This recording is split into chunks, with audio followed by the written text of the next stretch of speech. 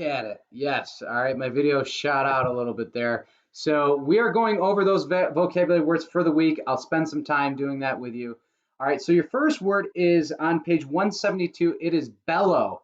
All right. Not below, but bellow, which means a loud, deep sound. Like if you look at the picture, it's people playing a big horn. Like, okay. Bellow making a loud noise. A feat, not the 2 feet that you have. A feat is accomplishing something that you always wanted to do. Like in this picture, this person is riding their bike for the first time, it looks like. A feat that you should all accomplish come June is graduating from Deerfield Elementary School. Really cool feat. Savage, not like, oh, that's so savage, but this savage means something that's not civilized or wild. So that picture of the Black Panther is wild. It's a wild animal. It's savage. Abandon means you uh, give up entirely. If you abandon your hope of something, like I'm searching for my lost pillow or my wallet and I need to abandon it because it's just not going to show up, or an abandoned building, then there's no one even in that building. Attempt means you act or make an effort of doing something. I'm attempting to give you your best educational experience through these videos. Obviously, they're a work in progress, but I'm attempting to do the best I can. A cavern is a large cave. There's no other way of explaining it. A cavern is a large cave. And last but not least is immensely, something that is very, very great, something that is just absolutely wonderful. Okay, so those are your vocabulary words for the week. What we're going to do now is I'm going to start your story, the Skunk Ladder, and then I'm going to stop halfway through your story. So just follow along as I read this on with you. I know we had a little break in the 2 videos, but we got 2 videos here. So the first part, we talk about a little bit of the comprehension skill, and the second part of the video is vocabulary and the reading of the Skunk Ladder. All right. Now, the Skunk Ladder is a humorous fiction story. It has characters and actions that make you laugh, just like me. All right. So we'll make you laugh. So the question of the week is, how can we find adventures in ordinary events? Well, we're going to find out on page 176. My friend Crazy Eddie Muldoon and I were sitting on the Muldoon coral fence. You can see in that picture. All right, corral fence, excuse me. One summer afternoon, trying to think of something to do. This was shortly after I had nearly drowned in the creek while testing Eddie's deep-sea diving apparatus, and after we had crashed in our homemade plane during takeoff from the roof of the Muldoon barn, and after our submarine had failed to surface with us in the pond. Yeah, dangerous. Dangerous, kids. So the 2 main characters are Crazy Eddie Muldoon and I, whoever I is, the main character, person telling the story. But before Mr. Muldoon started being treated by old Doc Mosberry for a mysterious nervous condition, I recall mentioning to Eddie that his father seemed to be awfully jumpy that summer, and Eddie said he noticed it too and wondered if it might not be caused by eating vegetables. Even as we sat on the fence, Mr. Muldoon came by in his tractor and stopped to study us suspiciously. "What are you 2 up to now?" he demanded. "Nothing, Pa," Crazy Eddie said. "Just trying to think of something to do."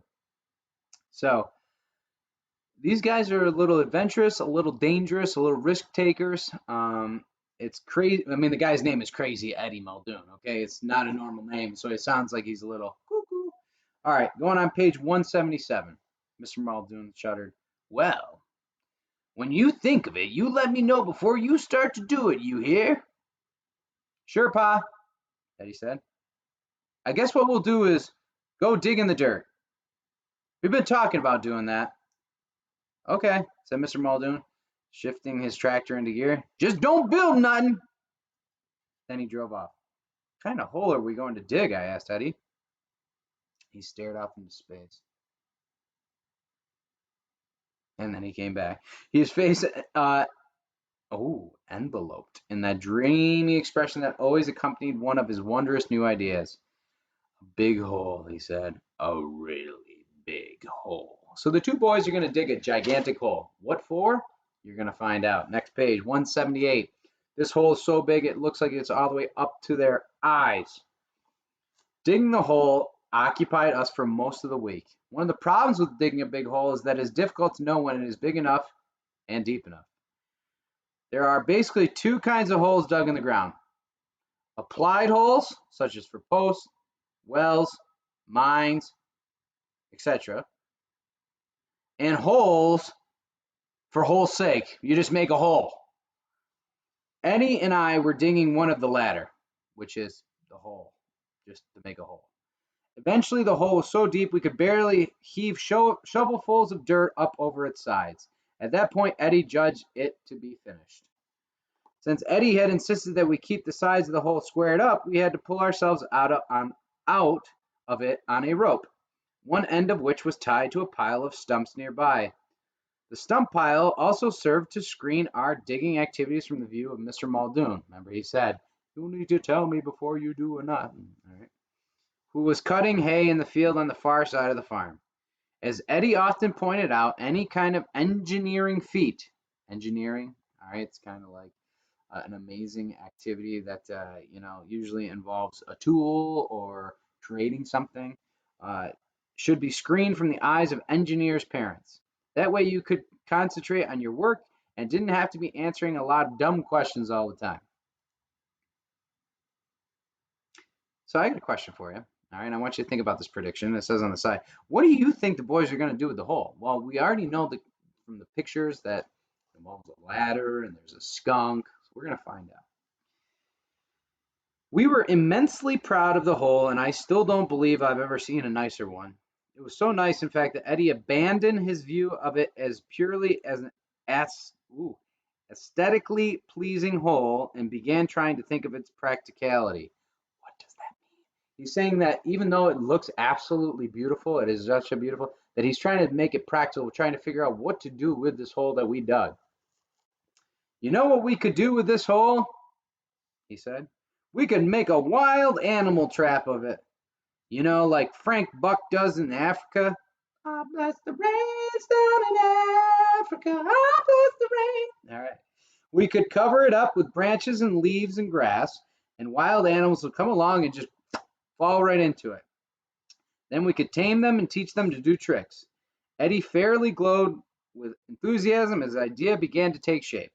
And then we could start our own circus, and then we could charge people to see our animals do tricks, and then we might even get rich. Gosh, I bet we could catch a deer or an elk or a bear or a mountain lion or a... Man, Eddie's got all these great ideas. So they're planning on taking this hole and making it a gigantic animal trap of big animals, mountain lions, elk, deer. Well, unfortunately, it looks like they caught something else on the next page. One of your father's cows, I put in. Eddie's glow of enthusiasm faded. Yeah, never thought of that. Both of us stood there silently for a moment, thinking of Mr. Muldoon staring down into the hole at one of his milk cows. It just wasn't unpleasant to think about. Tomorrow we better fill the hole back in, Eddie said. How about tonight? Maybe a cow will fall in tonight. Eddie pondered the possibility for a moment. I got it, he said. There's a big old door out behind the barn. We'll drag that down here and put it right over the hole.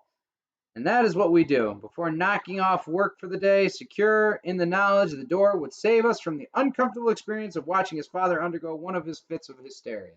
What does that mean? So they are going to take that hole that they dug, that massive hole, and they are going to put a door over the top of the hole so that those cows and animals won't fall in, and then they'll fill it in tomorrow. Boys, you probably should have filled it in today, because I know there's a certain animal that I'm pointing to that might actually fall in. Early the next morning, Eddie and I headed for the big hole, prepared to start the tedious task of undigging it.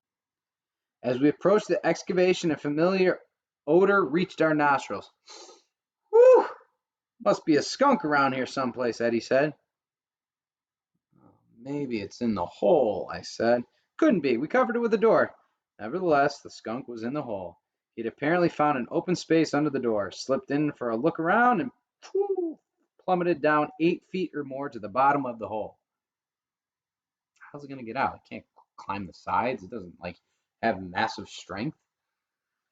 Oddly, he did not seem to be frightened of us. Even stranger, for we did not know that skunks were great diggers, because he had hollowed out a huge cavern under one side in an attempt to dig his way out of the hole. Can't fill in the hole with a skunk in there, I said. How are we going to get him out? You're going to have to find out on Thursday. So hopefully with these two videos that I can help you bring you your ELA story. This is a little word to the wise. I know you guys are a little cooped up inside, but don't go around digging any big 8-foot holes around your backyard because we have skunks too. All right. See you guys on Thursday for the second read of the story.